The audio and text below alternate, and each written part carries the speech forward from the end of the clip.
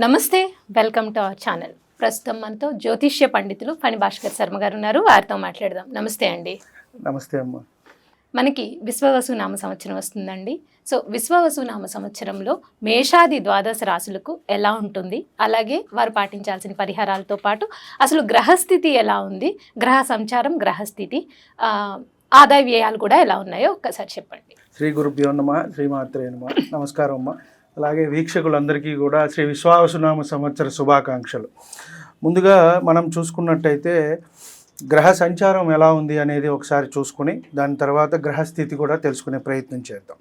ముఖ్యంగా మనకి గ్రహ సంచారం వచ్చి మే 14 రాత్రికి ఏవైతే 15 మనకి గురువు మేషం వృషభం నుంచి మిథునంలోకి సంచరిస్తారు.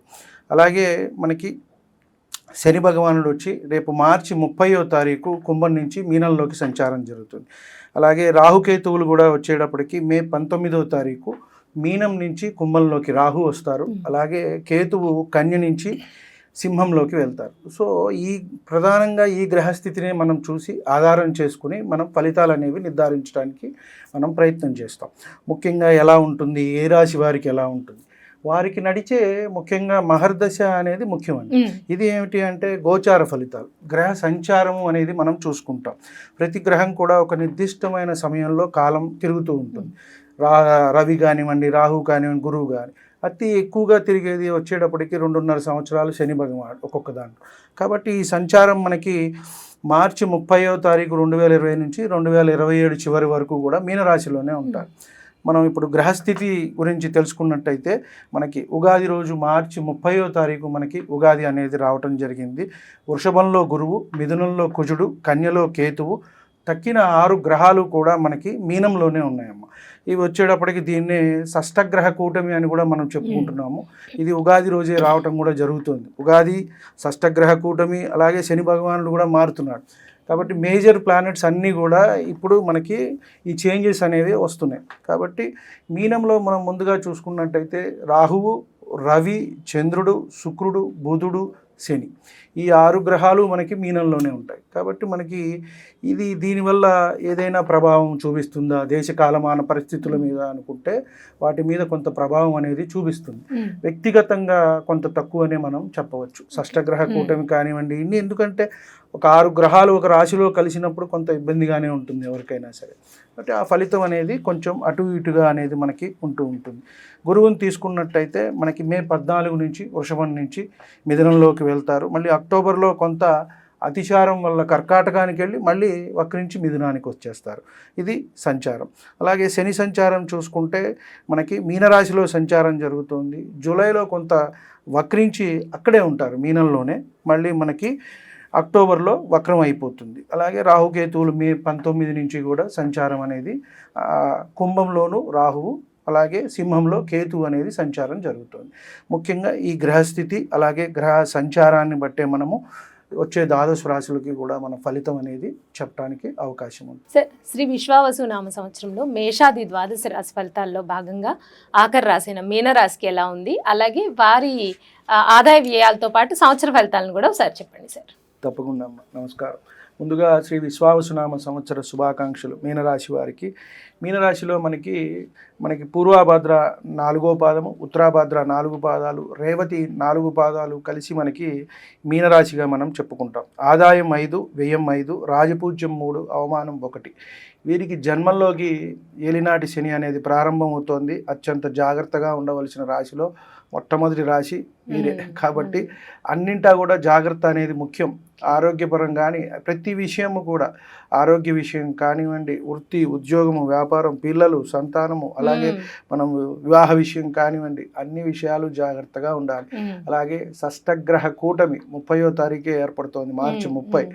ఇది ఒక ఎత్తు. అలాగే శని జన్మంలోకి రావటం కూడా, గురుబలం కూడా తగ్గుతోంది. కాబట్టి ఒక ఇంత చూసుకుంటే అన్నింటా కూడా వీరికి చాలా ఇబ్బందులనే మనం చెప్పాలి.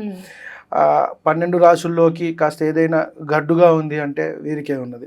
కాబట్టి శారీరకంగా, మానసికంగా ఒత్తిడికి గురి అవుతారు వీరు.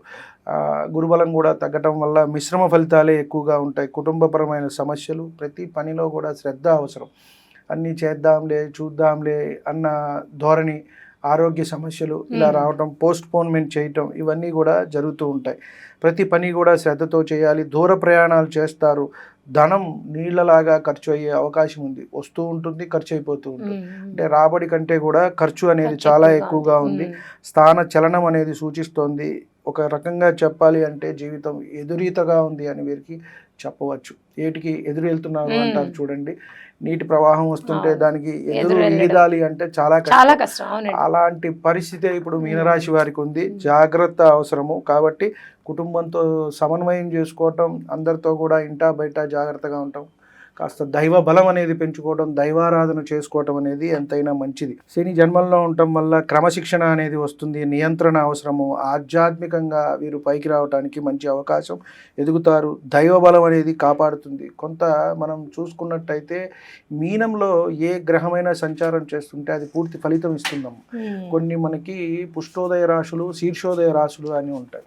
ఇది చూసుకుంటే ఉభయోదయ రాశి అంటాం, మీనరాశి. ఇక్కడ ఏ గ్రహమైన సంచారం చేస్తుంటే అది పూర్తి ఫలితం ఇస్తుంది అని మనం చెప్తాం ఒక మీనంలోనే. మిగతావన్నిటికీ ఆ డిగ్రీసు అవి నక్షత్రం బట్టి చూడాలి. కాబట్టి మీనరాశిలో ఉన్నప్పుడు వీరికి ఒకంత ముందు జరుగుతుంది అంశము, ఏదైతే విషయం అనేది తెలిసే అవకాశం కూడా ఉంది. పూర్వపుణ్యం ఉన్నది అని మనం కూడా వీరికి చెప్పవచ్చు. అంటే కొంతమంది ప్రిడిక్ట్ చేస్తుంటారు చూడండి, చెప్పేది అంటే వారు ఈ విద్య సంబంధం లేకుండా మనకి జ్యోతిష్యం కానీ సంఖ్యాశాస్త్రం కానీ ఇట్లాంటివి కాకుండానే మనం ఏదైనా అడగటమో లేదా అడగకుండానే వీరు చెప్తూ ఉంటారు. అలాంటి వీరికి ఆ శక్తి అనేది ఉన్నది. దాని కొంత వీరికి దైవబలం వల్ల బయటపడటం అనేది జరుగుతుంది. కొంత సోమరితనం అనేది అలవడుతుంది, పనులు జాప్యం అవుతాయి. కాబట్టి వాయిదా అనేది వేస్తారు. ఎంతటి కార్యాన్నైనా వీరు చేయగలరు, కానీ జాడ్యం అనేది అయితే వీరికి పట్టు పీడిస్తూ ఉంటుంది. ఇవాళది రేపు చేద్దాంలే, రేపు ఎల్లుండి చేద్దాంలే అని. అంటే మానసికంగా కొంత దృఢత్వం అనేది తగ్గటము, ఆరోగ్య సమస్యలు కూడా వస్తాయి. కాబట్టి జాగ్రత్త అనేది వీరికి అవసరము. వైవాహిక సమస్యలు అలాగే ఆరోగ్య సమస్యలు కూడా వచ్చే అవకాశం ఉంది. భార్యాభర్తల మధ్య సమన్వయం అనేది పాటించాలి. ఎంతైనా సరే వారు కూర్చుని జాగ్రత్తగా మాట్లాడుకుని సమస్యని సాల్వ్ చేసుకోవటం అనేది మంచిది. వ్యాపారం చేసే వాళ్ళకి అనుకూలంగా ఉంటుంది. కొత్త వ్యక్తులు పరిచయం అవుతారు. మానసిక శారీరకంగా ఒత్తిడిని జయించాలి. వైద్య ఖర్చులు అయితే వీరికి సూచిస్తున్నాయి. కాబట్టి ధనం అయితే వ్యయమవుతుంది అని మనం చెప్పవచ్చు.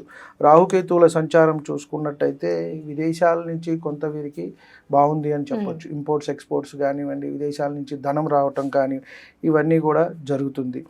ఉద్యోగంలో కాస్త చికాకులు ఇవన్నీ ఉంటాయి. స్థానచలనము, కొత్త ఉద్యోగాలు రావటం, ఉద్యోగం మానేయటం, మధ్యలో గ్యాప్ రావటము, ఇవన్నీ కూడా వీరికి సూచితంగా ఉన్నాయి. వ్యవసాయ రంగం వారికి బాగుంది. అలాగే వ్యాపారాలు చేసేవాళ్ళు జాగ్రత్తగా ఉండాలి. అంటే ఉదాహరణకి చూసుకుంటే సింగిల్గా వాళ్ళు వెళ్ళటమే మంచిది. కొంతమంది కాంబినేషన్లో వెళ్తూ ఉంటారు, జాయింట్ వ్యాపారాలు చేస్తూ ఉంటారు. అలాంటివి అయితే వీరికి మంచిది కాదు. వ్యక్తిగతంగా పరిశీలన అయితే చేయించుకోవాలి. ఎందుకంటే మనం ఇద్దరు ముగ్గురు కలిసి చేసేటప్పుడు ఏంటంటే అందరివి చూసి మనం చెప్పాలి. ఒకరికి బాగానే ఉంటుంది, ఒకరికి బాగోదు, ఇంకొకరికి మిశ్రమంగా ఉంటుంది. కాబట్టి జాయింట్ వ్యాపారాలు అనేది వీరికి సూచితం అయితే కాదు. కొంత జాగ్రత్త అవసరము. అన్ని విషయాల్లో కూడా వీరు జాగ్రత్తగా 1-2 సార్లు ఆలోచించుకొని, ఎవరైనా పెద్దవారు లేని పక్షంలో భార్య అయితే భర్త, భర్త అయితే భార్య, సంప్రదింపులతో మనం ముందుకు వెళ్ళాలి. కాబట్టి అన్ని విషయాలు కూడా వీరు జాగ్రత్తగా ఉండవలసిన అవసరం అయితే ఉంది మీనరాశి వారికి. రైట్ అండి. అయితే మీనరాశి వారు ధరించాల్సిన రత్నం, కలిసి వచ్చే రంగు, అలాగే అదృష్ట సంఖ్యతో పాటు మీరు చెప్పిన రాశుల్లో కొంచెం కష్టమైన రాశి మీనరాశి